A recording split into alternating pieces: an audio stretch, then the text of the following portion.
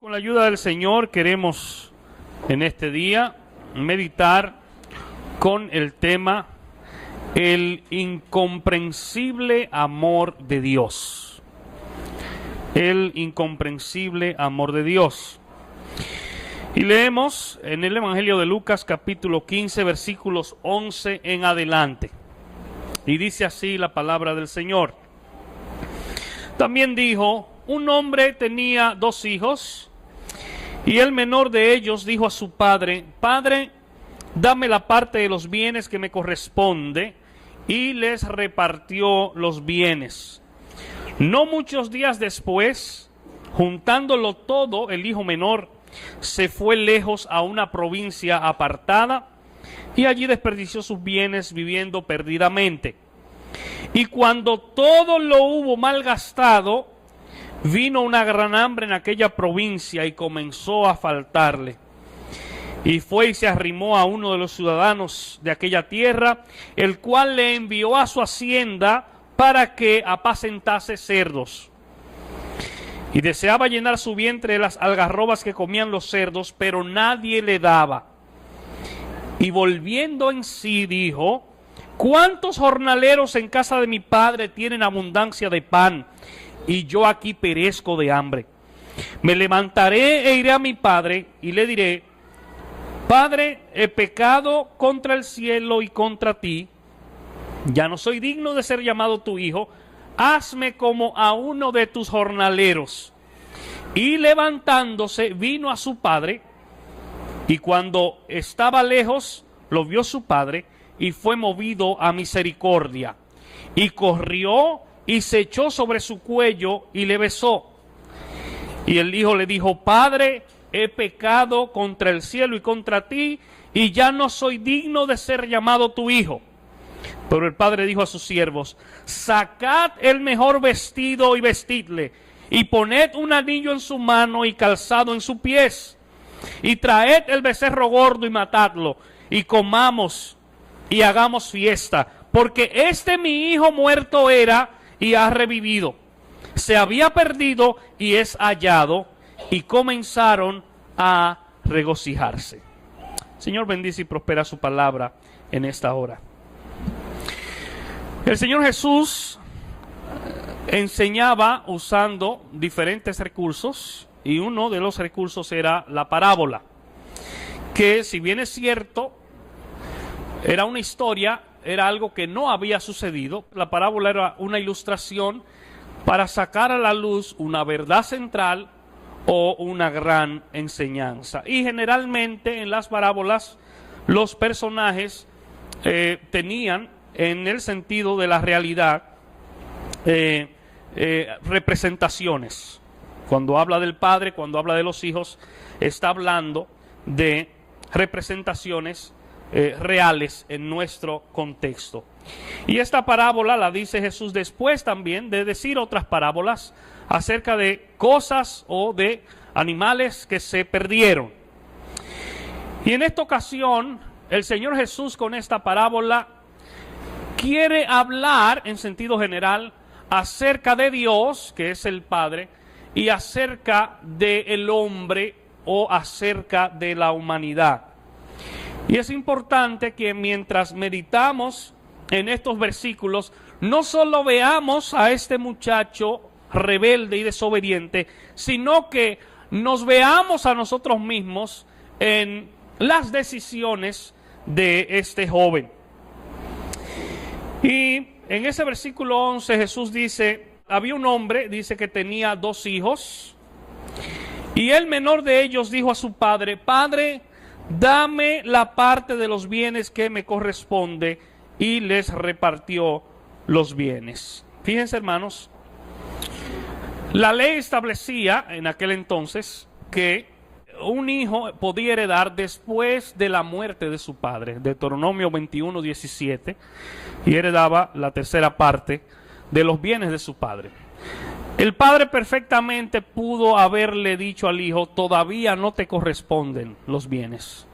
Claro, había padres que daban regalos importantes a sus hijos, Fíjense de qué manera el muchacho está obstinado, está ofuscado en que el padre le dé lo que le corresponde. Porque él quería hacer líquido, él quería tener dinero para sus proyectos y para sus planes.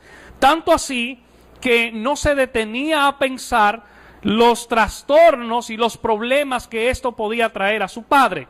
Por el hecho de tener que dividir tierras y de vender tierras, eso le iba a traer algunas dificultades al padre. Sin embargo, el muchacho solo piensa en él, no piensa en las vicisitudes, no piensa en los problemas económicos y emocionales que esto iba a causar a su padre.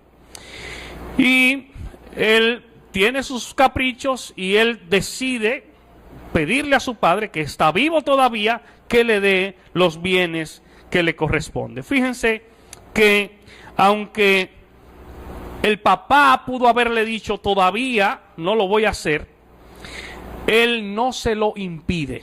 Deja a opción del hijo quedarse o marcharse. Él podía perfectamente impedir esto. Sin embargo, él deja a opción del hijo quedarse o marcharse. Es importante que sepamos, amados hermanos, que de igual manera Dios no creó seres autómatas para decir ahora tienes que hacer esto, ahora tienes que hacer aquello, sino que nos creó con capacidad para tomar decisiones propias. Y sabiendo Dios lo que nos conviene, Él deja, y claro, de alguna manera nos dirige, pero Él deja a opción nuestra el hecho de tomar decisiones en ese sentido. En una ocasión, los discípulos se le acercan a Jesús y le dicen: Maestro, por una enseñanza muy dura que Jesús había dicho, que Jesús había hablado, y se acercan y le dicen: la gente se está yendo, lo que tú estás diciendo está haciendo que la gente se retire. Y usted sabe cuál fue la reacción de Jesús. Juan 6:67 dice: dijo entonces Jesús a los 12: ¿queréis acaso iros también vosotros? Fíjense, Jesús, que recibe la noticia de que la gente se está apartando porque lo que él está diciendo es muy duro, porque lo que él está diciendo confronta a la gente, él, lejos de preocuparse, le pregunta a ellos: ¿ustedes también se quieren ir? Seguir al Señor es o debe ser un asunto voluntario, no por imposición. Entonces, el muchacho le dijo al papá: dame la parte de los bienes que me corresponde. Su deseo era dar rienda suelta a sus instintos, su deseo era cumplir con sus caprichos, no importando lo que esto iba a significar para su padre. Dice ahí que el padre les repartió los bienes. Aparentemente, el hijo mayor no tomó posesión de los bienes, sino hasta esperar que su padre muriera, tal y como la ley lo establecía. Y fíjense, en el versículo 13 dice: no muchos días después, y esa expresión como que parece que ya el muchacho tenía un plan. Desde antes de recibir sus bienes, desde antes de tener la liquidez de su herencia, ya él tenía un propósito, ya él tenía un plan, porque no pasaron muchos días cuando él lo ejecutó, lo había concebido. Fíjense, hermanos, y lo que hay en el corazón de ese muchacho es lo que hay en el corazón del hombre en sentido general. Es el deseo de vivir lejos de Dios, es el deseo de vivir apartados de Dios. Ustedes recuerdan cuando Adán y Eva pecan, lo primero que ellos comienzan a hacer es supuestamente a esconderse de Dios. Escuchan el silbido, escuchan que Dios está cerca y van a esconderse.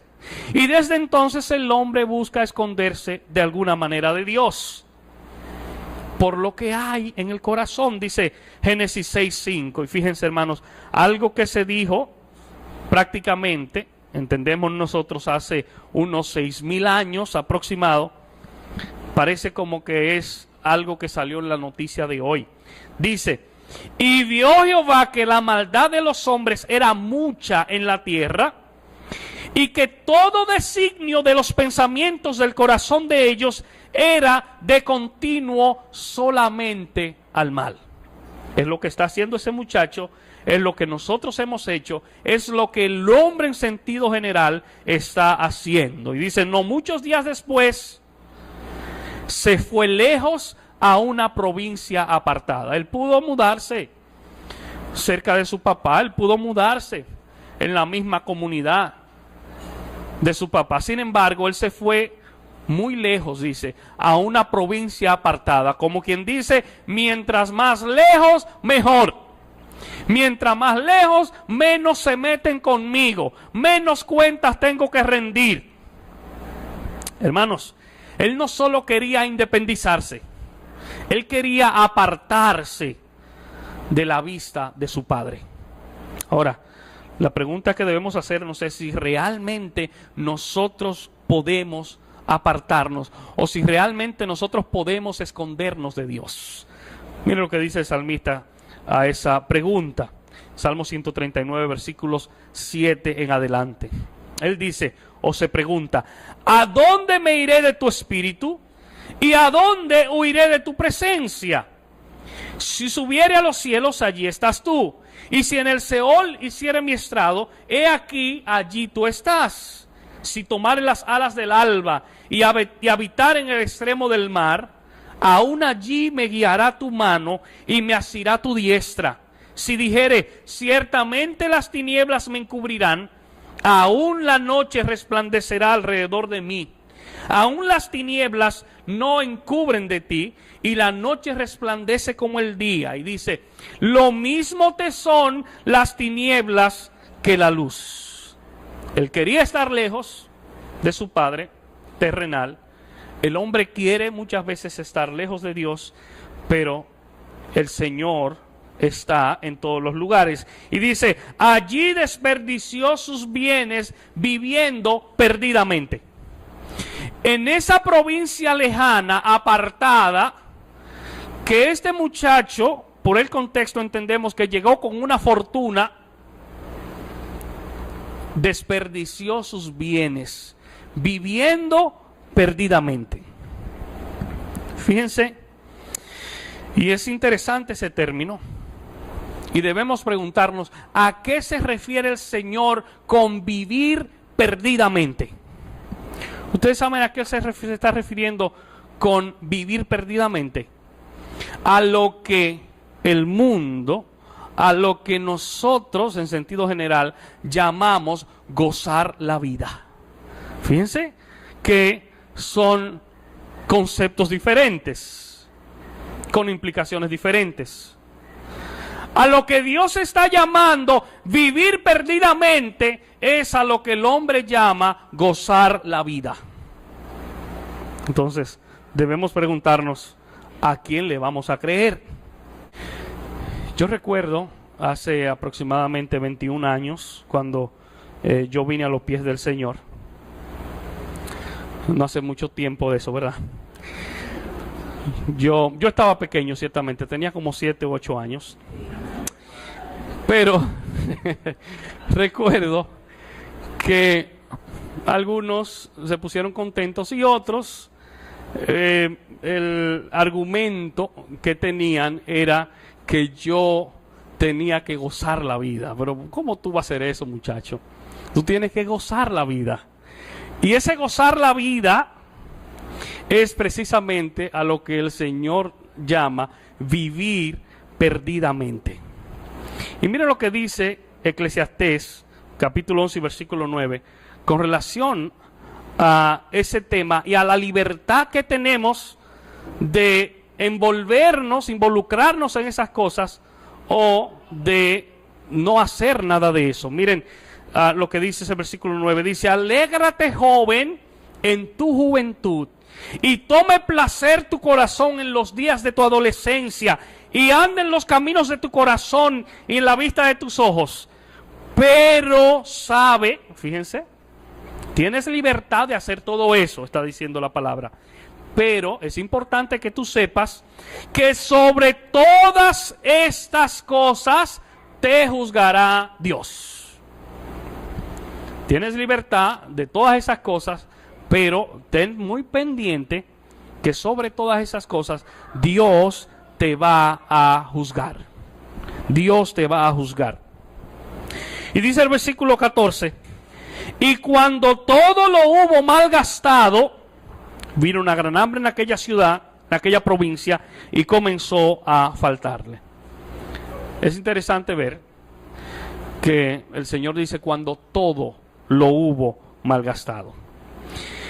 Fíjense, generalmente cuando una persona está caminando de espalda a Dios o viviendo perdidamente, como dice el Señor aquí, y se envuelve en esas cosas, fácilmente al final gasta todos sus recursos.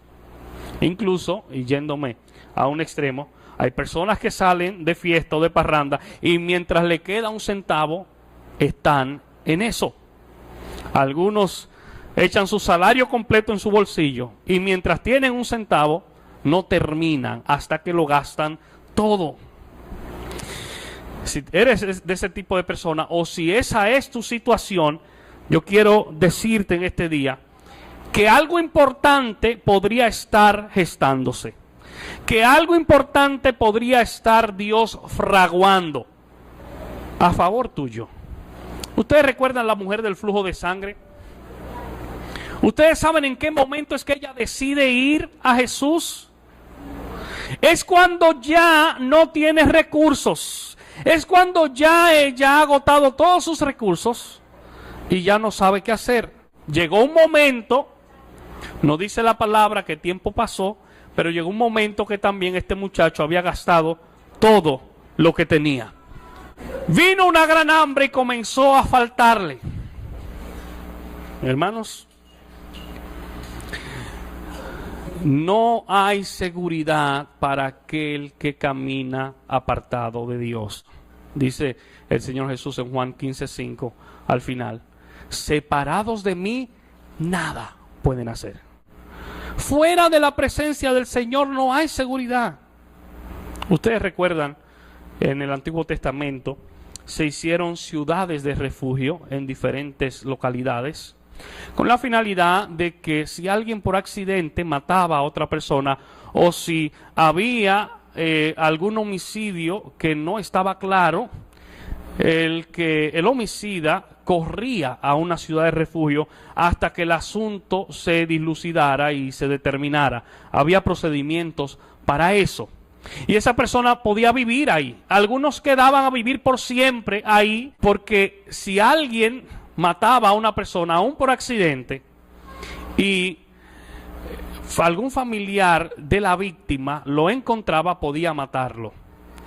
Y la ley lo amparaba. Sin embargo, si corría a una ciudad de refugio, estaba ahí y esa ciudad tenía límites y nadie podía hacerle nada. Sin embargo, esa persona estaba a salvo, estaba protegida mientras estuviera viviendo en la ciudad de refugio. Si al pasar los meses, 6, 8, 10 meses, la persona decía, bueno, ya yo entiendo que el asunto se ha tranquilizado, posiblemente ya ellos han desistido de eso, y salía, él no sabía si algún vengador tenía esa misma cantidad de tiempo acechándolo. Y si lo encontraba fuera de los límites y lo mataba, nada le pasaba. Y en cierto modo, esas ciudades de refugio también son un símil, un símbolo de nuestro Señor Jesucristo. Mientras estamos en Cristo, hay seguridad de que estamos en Él, de que estamos seguros. Pero si estamos apartados, si estamos como este joven, lejos de su Padre, lejos de Dios, entonces no hay garantía, amado hermano, amada hermana.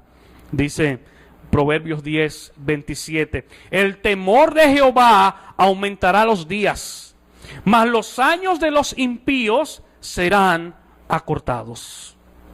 Y sigue diciendo el Señor Jesús narrando esta parábola. El 15 dice, y fue y se arrimó a uno de los ciudadanos de aquella tierra, el cual le envió a su hacienda para que apacentase cerdos. Fíjense, hermanos, es interesante el término que usa el Señor. Aquí dice que él se arrimó.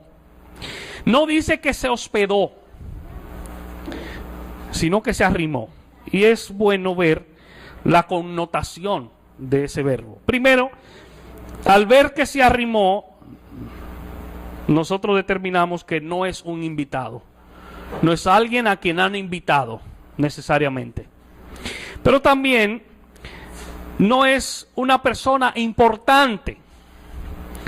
Usted no dice, bueno, el presidente Obama está arrimado en mi casa. Difícilmente usted va a decir eso de alguien muy importante. También nos habla de su condición económica. Nos dice que tenía una situación muy precaria. Porque tampoco usted va a decir, ahora Bill Gates se ha arrimado en mi casa, ¿verdad? Yéndose a un extremo. Pero sencillamente para que veamos qué implicaba esto. Tampoco aportaba dinero, pero era alguien que habían abierto las puertas para no dejarlo vivir en la calle. Pero no era una persona bienvenida necesariamente. Pero además de eso, dice que lo pusieron a apacentar cerdos. Cuando nosotros oímos eso en nuestro contexto, lo vemos como algo normal. Sin embargo, tenemos que ir a el contexto de los judíos y saber lo que implicaba comer cerdos o apacentar cerdos. Un judío no comía cerdos ni apacentaba cerdos porque era un animal inmundo, conforme a Levítico 11:7. Es más, había un dicho común entre los judíos que decía que la maldición caiga sobre el hombre que cuida cerdos. Para que ustedes tengan una idea. Que la maldición caiga sobre el hombre que cuida cerdos. Pero fíjense que cuando el hombre está apartado de Dios, puede encontrarse haciendo cosas contrarias a su costumbre, contrarias a su principio y peor aún, contraria a su conciencia. Lo que este muchacho estaba haciendo era algo desagradable para él, porque así lo habían formado, porque así se lo habían enseñado. Pero de igual manera, cuando vivimos apartados de Dios, podríamos encontrarnos también haciendo cosas desagradables, en las que no necesariamente nos sentimos bien o nos sentimos cómodos. Así estaba este muchacho. Eso estaba en contra de su conciencia y de su formación. Usted puede hacer una encuesta. En esta zona hay lugares donde usted ve mujeres deteniendo vehículos. Y usted puede hacer una encuesta, que lo han hecho estudios, para que usted determine si ellas, y eso es también yéndonos a un extremo, se sienten bien haciendo eso. No es así, la mayoría no se siente bien. Se sienten infelices, se sienten utilizadas, destrozadas, porque vivir apartado de Dios podría significar que estemos practicando o haciendo cosas en las que no nos sentimos cómodos y en las que sabemos que van en contra de nuestra costumbre o de nuestra formación. Hermanos, y dice el versículo 16, y deseaba llenar su vientre de las algarrobas que comían los cerdos, pero nadie le daba. Y hay algunos comentaristas que dicen que posiblemente él no era el encargado de echarle la comida a los cerdos. Él cuidaba a los cerdos o limpiaba los desechos, desperdicios, pero otra persona era que le echaba, y posiblemente, dicen algunos, él no tenía la oportunidad de comer. La verdad es que este hombre estaba pasando hambre, porque deseaba comer las algarrobas. Y eso nos habla de la situación, y eso nos habla de la condición en la que se encuentra ese hombre. nos habla de su situación. Y dice, y volviendo en sí, fíjense que es cuando él toca fondo. Es cuando él choca con su propia realidad, que él vuelve en sí. Y ese término es interesante, porque si nos dice que él vuelve en sí es porque estaba fuera de sí, estaba fuera de sus cabales, estaba fuera de su razonamiento, de su raciocinio. Porque el pecado mata. Y si no mata, por el hecho de que tú estás en el Señor, pero de alguna manera pecas o estás pecando, por lo menos te anestesia. Pero él recapacita. Volviendo en sí, dice la palabra. Fíjense que a Nabucodonosor le pasó aparentemente o prácticamente lo mismo, hablamos en estos días, de la manera en que él, después de vivir como una bestia, recapacita y es restaurado.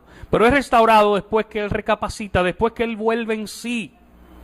Lo que me está diciendo el Señor en su narración es que cuando este muchacho va y le exige a su padre que le dé sus bienes, y cuando este muchacho está viviendo perdidamente, sencillamente él está fuera de sí, él no está en sus cabales, no está razonando, no está pensando, está muerto.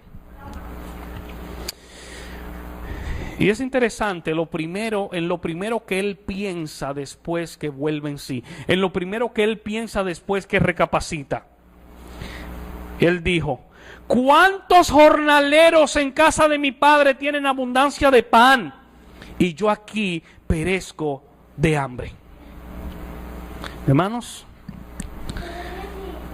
él está razonando correctamente. Él está diciendo, está viendo su propia realidad, está viendo su miseria, y lejos de justificarse, él entiende que nunca debió apartarse de la casa de su padre. Él entiende que nunca debió irse.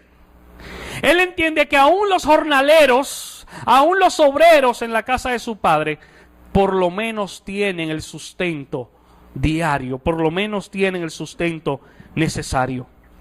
Y dice el versículo 8, me levantaré. Eso es él él está en la pocilga cuando él está pensando o diciendo esto.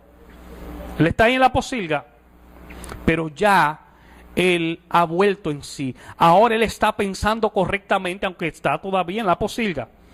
Y él dice, me levantaré e iré a mi padre y le diré, Padre, he pecado contra el cielo y contra ti.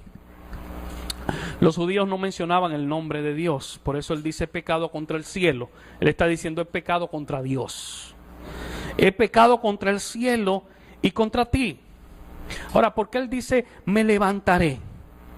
Él dice, me levantaré porque él sabe, él reconoce que está en la lona. Él reconoce que está en el polvo. Él reconoce que le han propinado un knockout. Y le han contado no 10, no 100, no 1000. Y todavía está en la lona. Pero él dice, me levantaré porque ahora está recapacitando. Ahora está abriendo sus ojos. Hermanos, solamente cuando nosotros volvemos en sí, solamente cuando nosotros recapacitamos, es que podemos expresarnos de esa manera. Y qué bueno que lo hizo a tiempo. No tenía, ya su fortuna se había ido. Posiblemente estaba en una condición física irreconocible, pero tuvo oportunidad de reconocerlo. Nosotros decíamos en estos días, hablando acerca de Nabucodonosor, que el mayor beneficio del hombre para aquel que es soberbio o para aquel que se ha apartado de Dios es precisamente permitir una situación muy difícil o permitir un gran problema para que pueda recapacitar. Y que lo peor que le puede pasar al hombre es que Dios lo deje viviendo en su soberbia. es que todo le esté saliendo aparentemente bien y él sigue viviendo como que nada ha pasado, y de esa manera un día va a llegar al infierno. Esa es la peor tragedia para el hombre. Lo mejor que le puede pasar a esa persona es que haya una situación difícil, si ese es el medio que Dios quiere usar. Dios es soberano, Él usa los medios que Él quiere, pues también dice la palabra que Él nos trae con cuerdas de amor, es decir, que Él puede utilizar otros medios. Sin embargo, cuando con las cuerdas de amor no queremos venir, entonces Dios usa los medios que Él en su soberanía entiende. Y aún sea una tragedia o sea un problema, si eso te trajo al Señor, tienes que dar gracias a Dios, porque ese fue el vehículo que Dios utilizó para esos fines. Miren lo que dice el salmista en ese sentido. Salmo 119, 71. Oigan lo que dice. Bueno me es haber sido humillado. ¿Escucharon eso? Bueno me es haber sido humillado para que aprenda tus estatutos. Algo como que choca un poquito con algunas tendencias religiosas, no necesariamente cristianas, algunas tendencias religiosas de hoy en día, de super fe y que todo te va muy bien. El salmista dice, bueno me es haber sido humillado. Como quien dice, fue bueno pasar por el horno, porque el horno fue que abrió mis ojos para ver mi condición de miseria, para que aprenda tus estatutos. Y dice el versículo 19, él sigue su discurso, él está en la pocilga todavía, y dice, ya no soy digno de ser llamado tu hijo, hazme como a uno de tus jornaleros. Él dice, yo voy a ir a donde mi papá y le voy a pedir perdón y le voy a decir, no me recibas como un hijo, no soy tu hijo, no soy digno por lo que he hecho, pero por lo menos quiero ser un obrero, quiero ser un jornalero que trabaje contigo. Es interesante, hermanos, que él no se justifica. Ese muchacho que está en la pocilga no comienza a decir, estoy aquí porque no me aconsejaron, o estoy aquí porque no me orientaron, o estoy aquí porque nadie me ha buscado. Él no comienza a decir eso. Él no se justifica a sí mismo. Él no le echó la culpa a otros por su situación. Porque tenemos esa tendencia, hermanos. Nos vemos en una situación difícil y con mucha facilidad comenzamos a culpar a otros. Yo quiero decirte, claro, con algunas excepciones, tenemos que decirlo, pero quiero decirte que muy posiblemente la situación en la que estás son consecuencias de tus desvaríos o de tus malas decisiones. No culpes a otro, tú eres el único responsable. Este muchacho no culpó a otro. Él no dijo, mira, me han dejado solito y no me han buscado. No. Él sabe que fue él que falló. A él nadie lo votó.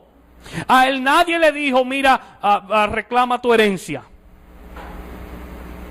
Y él no se justifica, ni le echa la culpa a nadie. Es más, él confiesa su pecado. Él dice, ya no soy digno de ser llamado tu hijo. Él está diciendo eso porque sabe que había fallado. Él confiesa su pecado. Dice la primera carta de Juan capítulo 1 y versículo 9. Si confesamos nuestros pecados, Él es fiel y justo para perdonar nuestros pecados y limpiarnos de toda maldad. Y dice Proverbios capítulo 28 versículo 13. El que encubre sus pecados no prosperará, mas el que lo confiesa y se aparta alcanzará misericordia. El que lo encubre sus pecados, dice, no prosperará, mas el que lo confiesa y se aparta, ese alcanzará misericordia. Ustedes recuerdan a David que dijo, mientras callé se envejecieron mis huesos. Mientras él cayó, todo lo que hizo, las mentiras, el adulterio, el homicidio. Él dice, mientras callé se envejecieron mis huesos. Me estaba deshaciendo por dentro hasta que confesé. Ahora, ¿qué había impedido que este muchacho recapacitara antes? ¿Qué había impedido que él pensara así antes? Podemos deducir varias cosas, pero yo quisiera pensar específicamente en el orgullo. A lo mejor cuando él salió de su casa, pensó, dijo que jamás iba a volver, ¿verdad? Se vio con muchas posesiones, joven, sin experiencia. Y posiblemente en algunas ocasiones que le pasaba por la mente volver, el orgullo no lo dejaba. Y lamentablemente a veces podemos camuflar el orgullo con la vergüenza. Tú puedes estar en una condición deplorable y alguien te dice, fulano, ven para mi casa a comer. Tú le dices, no, es que tengo vergüenza. Es mentira, no es vergüenza que tiene, es orgullo que tiene. Es orgullo que te impide recibir. O es orgullo que te impide hacer algunas cosas. Y el versículo 20 dice, y fíjense, ese versículo para mí encierra una de las escenas más conmovedoras del Nuevo Testamento. Dice este versículo 20, y levantándose, fíjense, vino a su padre. Este muchacho no solo lo pensó. Nosotros hemos pensado muchas cosas interesantes y muchas cosas buenas, que si lo hubiésemos ejecutado, hubiéramos estado viendo resultados muy buenos también. Pero solo se quedó en la mente, o solo se quedó en teoría. Este muchacho pensó ir a su padre, pedir perdón, pero no se quedó solo en palabras. Él lo ejecutó. Él también accionó. Un verdadero arrepentimiento conlleva acción. Usted no me puede decir, pero mira, fulano está convertido, se arrepintió, míralo ahí en ese colmadón bebiendo. No. Yo dudo mucho de aquel que dice que se arrepiente y sigue viviendo igual, es decir, aquel que no ha comenzado a hacer cambios y ajustes en su vida. No estoy diciendo que de la noche a la mañana va a ser un ángel, no estoy diciendo eso, pero sí estoy diciendo que se notan cambios de cosas que hacía o que decía o que practicaba que ahora no las hace. Un verdadero arrepentimiento conlleva acciones. Y dice ese versículo 20, y cuando aún estaba lejos, lo vio su padre. Qué interesante. Posiblemente su padre salía o de vez en cuando salía para mirar si su hijo regresaba, albergando la esperanza de ver de nuevo a su hijo. O aparentemente lo estaba esperando. Dice Apocalipsis 3:20, he aquí yo estoy a la puerta y llamo, si alguno oye mi voz y abre, yo entraré y cenaré con él y él conmigo. El Señor está constantemente esperando a sus hijos. Está constantemente esperando que vengamos a él. Y dice, sigue diciendo ese versículo 20, y fue movido a misericordia. Fíjense, su padre lo vio de lejos. Posiblemente por la condición deteriorada física y externa en la que estaba, a lo mejor le pasó cerca de a alguien que lo conocía cuando vivía con su padre, pero ahora estaba irreconocible. Pero su padre sí lo conocía. Aunque otros posiblemente no lo reconocían, su padre lo podía reconocer. Y dice, y fue movido a misericordia. Qué interesante, hermanos. Miren, en vez de reproches, en vez de censuras, en vez de reprimendas, en vez de amonestaciones, que las merecía, dice la palabra que su papá fue movido a misericordia. Su papá se conmocionó, y ese término en el original quiere decir que sus entrañas se enternecieron cuando lo vieron en esa condición. Sus entrañas se enternecieron cuando vio a su hijo en esa condición. Una condición triste y deplorable. Posiblemente envuelto en harapos y envuelto en remiendos. Demacrado, pálido, macilento, anémico. Sí, apestaba, eso era casi seguro. Era un cadáver andante. Estaba listo para hacerle una autopsia, así como había llegado. Pero aún así, su papá se movió a misericordia. Y quiero que nos ubiquemos que ese padre es Dios. Y que ese hijo eres tú, soy yo. Hermanos, por lo que ese muchacho había hecho, era para el papá decir: mira dónde viene el buen vagabundo, tráeme el palo, tráeme el cable o el chucho, que yo le voy a decir a él. Eso era lo que él merecía. Eso es lo que dice la Biblia que tú y yo merecíamos. Dice que tú y yo merecíamos muerte y condenación y separación eterna. Pero el Señor, al ver nuestra condición deplorable, al vernos en el fango, en el lodo, perdido, fue movido a misericordia.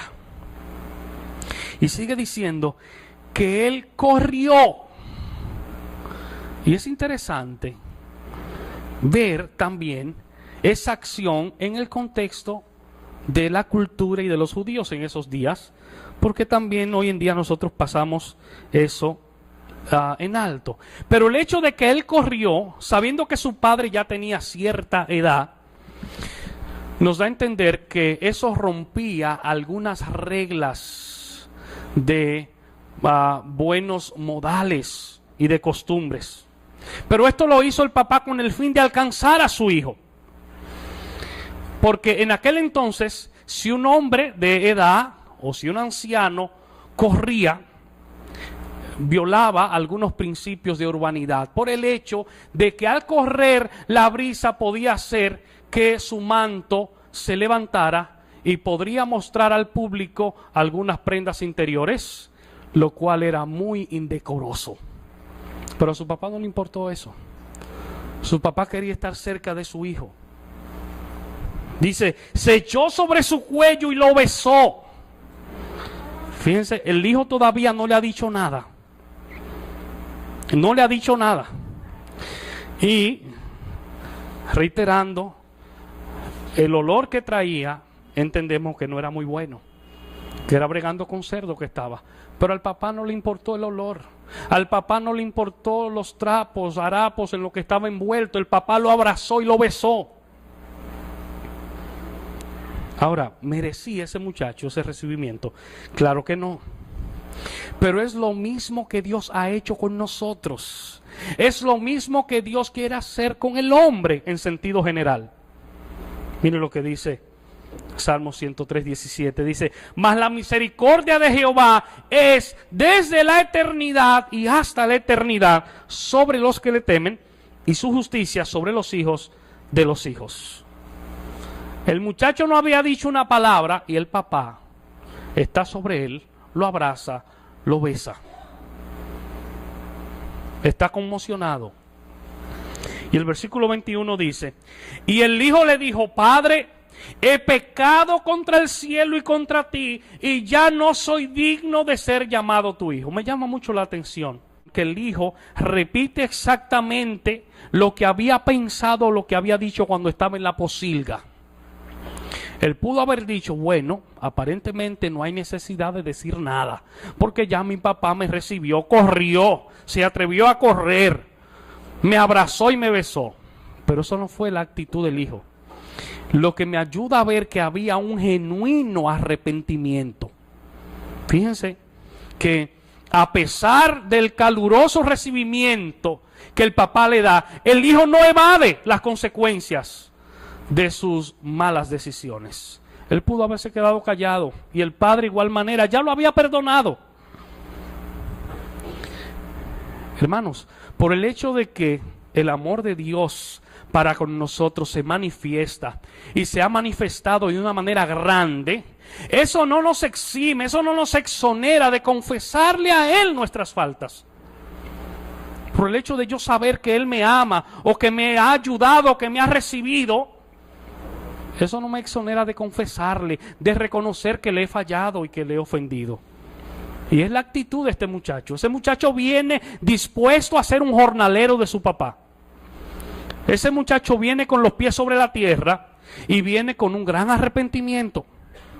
Pero fíjense, versículo 22, el padre no deja que él termine su discurso, porque el discurso no se terminaba ahí.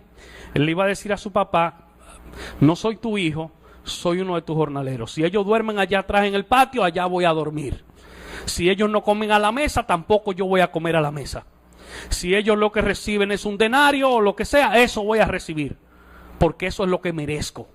Él venía con esa actitud. Y es importante, hermanos, nosotros no justificarnos delante de Dios y entender que nosotros lo necesitamos a Él y no Él nos necesita a nosotros. Que somos nosotros que nos hemos apartado de Él. Porque a veces nosotros decimos: bueno, déjame hacerle un favor a Dios y déjame ir a la iglesia para hacerle un favor a Dios. No, no, no.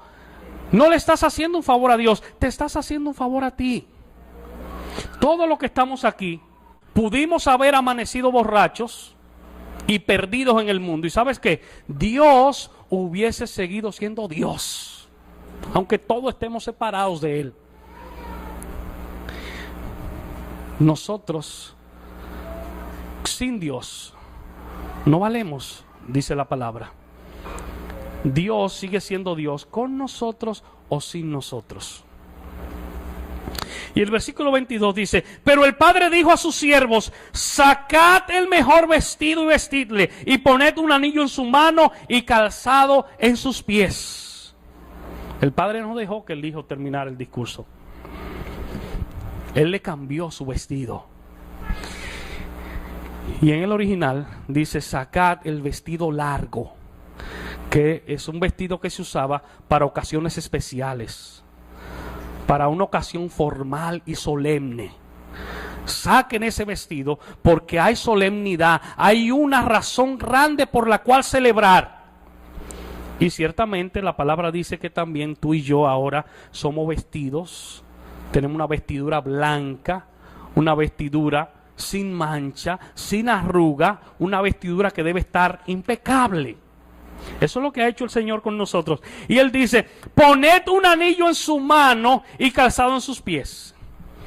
Y el anillo era símbolo de pertenencia y de autoridad. Una vez a ese muchacho le ponían el anillo, todo el que veía decía: ese es hijo de fulano de tal, o es de la familia de tal. Había una diferenciación entre él y los jornaleros. El padre le dijo: pónganle su anillo, que aunque se fue, sigue siendo mi hijo. Que aunque desobedeció, sigue siendo mi hijo. Y dijo: pónganle calzado en sus pies. También las sandalias no se ponían a los esclavos, así que con las sandalias lo identificaban como un hombre libre y no como un esclavo. Pónganle una sandalia en sus pies. El panorama cambió por completo para este muchacho. Dice el apóstol Pablo en su segunda carta a Timoteo, capítulo 2 y versículo 13: si fuéramos infieles, Él permanece fiel. Él no puede negarse a sí mismo. Aunque nosotros le fallamos, dice, aunque nosotros somos infieles, Él sigue amándonos. El incomprensible amor de Dios.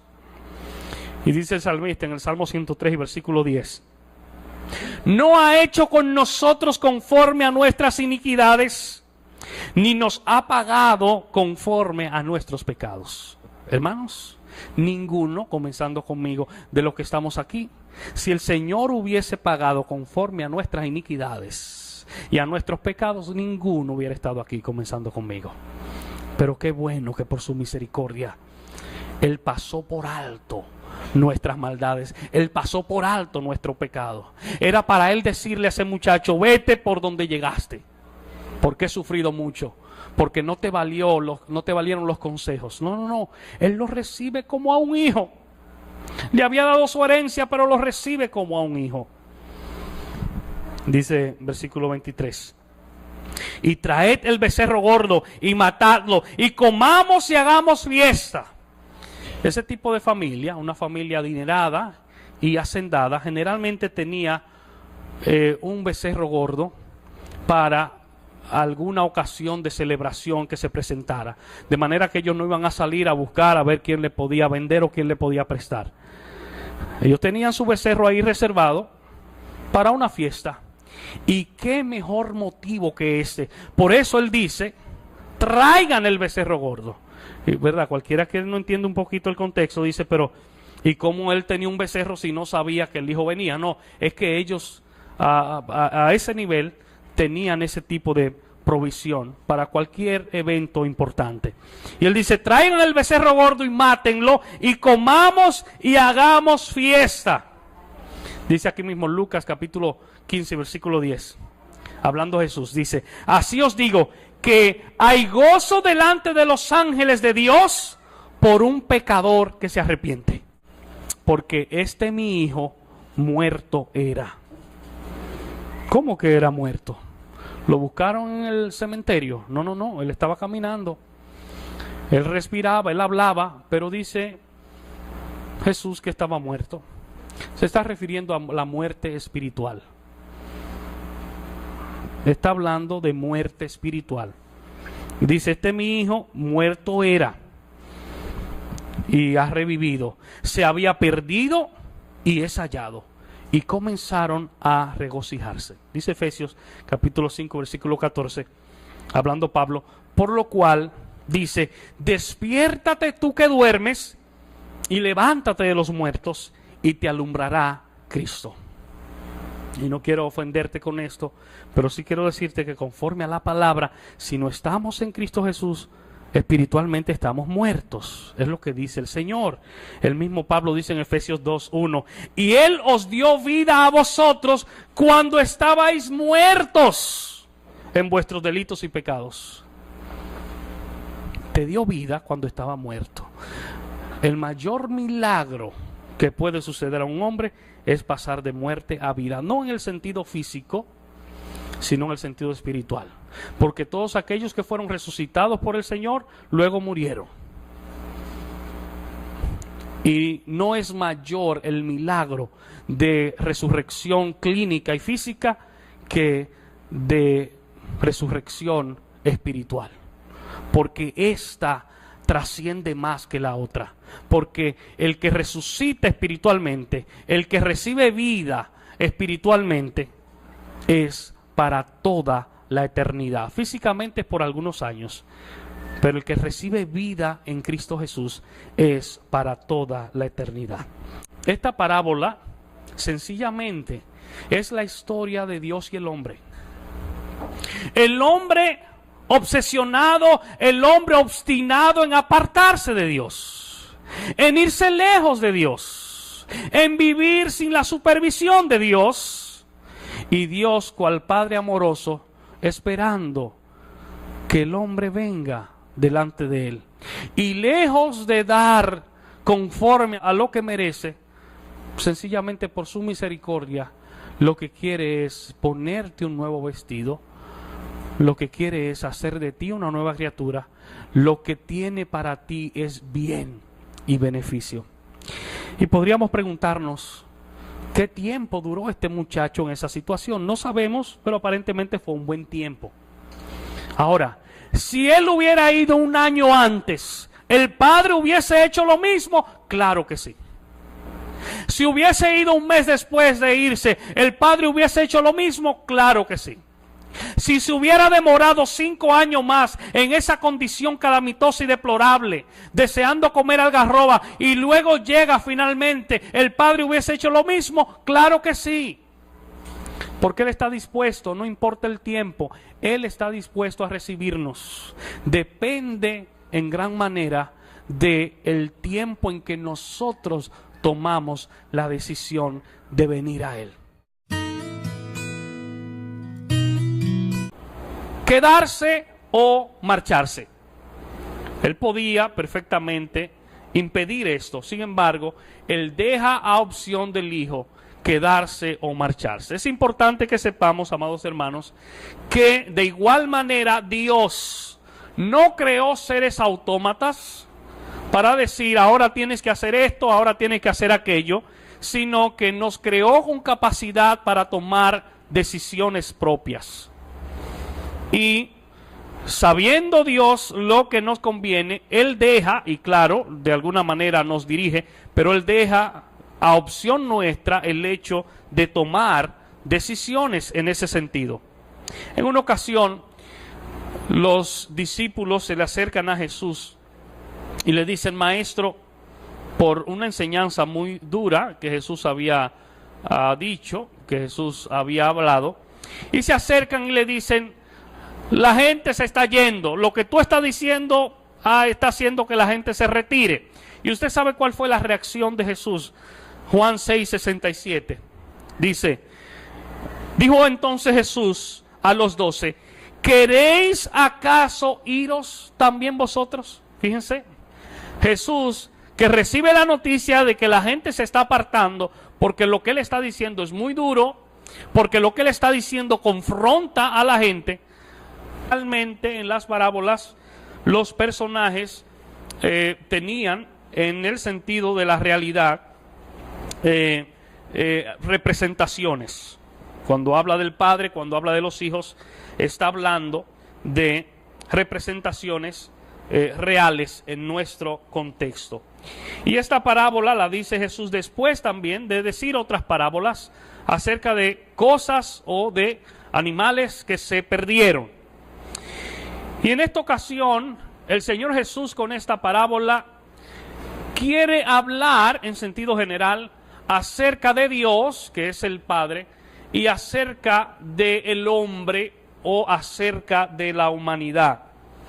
Y es importante que mientras meditamos en estos versículos, no solo veamos a este muchacho rebelde y desobediente, sino que nos veamos a nosotros mismos en las decisiones de este joven. Y en ese versículo 11 Jesús dice: había un hombre, dice, que tenía 2 hijos, y el menor de ellos dijo a su padre: Padre, dame la parte de los bienes que me corresponde, y les repartió los bienes. Fíjense, hermanos, la ley establecía en aquel entonces que un hijo podía heredar después del padre, y le diré: Padre, he pecado contra el cielo y contra ti, ya no soy digno de ser llamado tu hijo, hazme como a uno de tus jornaleros. Y levantándose vino a su padre, y cuando estaba lejos lo vio su padre, y fue movido a misericordia, y corrió y se echó sobre su cuello y le besó. Y el hijo le dijo: Padre, he pecado contra el cielo y contra ti, y ya no soy digno de ser llamado tu hijo. Pero el padre dijo a sus siervos: sacad el mejor vestido y vestidle, y poned un anillo en su mano y calzado en sus pies, y traed el becerro gordo y matadlo, y comamos y hagamos fiesta, porque este mi hijo muerto era y ha revivido, se había perdido y es hallado. Y comenzaron a regocijarse. Señor, bendice y prospera su palabra en esta hora. El Señor Jesús enseñaba usando diferentes recursos, y uno de los recursos era la parábola, que, si bien es cierto, era una historia, era algo que no había sucedido. La parábola era una ilustración para sacar a la luz una verdad central o una gran enseñanza. Y en general, con la ayuda del Señor, queremos en este día meditar con el tema: el incomprensible amor de Dios. El incomprensible amor de Dios. Y leemos en el Evangelio de Lucas, capítulo 15, versículos 11 en adelante. Y dice así la palabra del Señor: También dijo: un hombre tenía 2 hijos, y el menor de ellos dijo a su padre: Padre, dame la parte de los bienes que me corresponde, y les repartió los bienes. No muchos días después, juntándolo todo, el hijo menor se fue lejos a una provincia apartada, y allí desperdició sus bienes viviendo perdidamente. Y cuando todo lo hubo malgastado, vino una gran hambre en aquella provincia y comenzó a faltarle. Y fue y se arrimó a uno de los ciudadanos de aquella tierra, el cual le envió a su hacienda para que apacentase cerdos. Y deseaba llenar su vientre de las algarrobas que comían los cerdos, pero nadie le daba. Y volviendo en sí dijo: ¿Cuántos jornaleros en casa de mi padre tienen abundancia de pan, y yo aquí perezco de hambre? Me levantaré e iré a mi padre de la muerte de su padre. Deuteronomio 21:17. Y heredaba la tercera parte de los bienes de su padre. El padre perfectamente pudo haberle dicho al hijo: todavía no te corresponden los bienes. Claro, había padres que daban regalos importantes a sus hijos.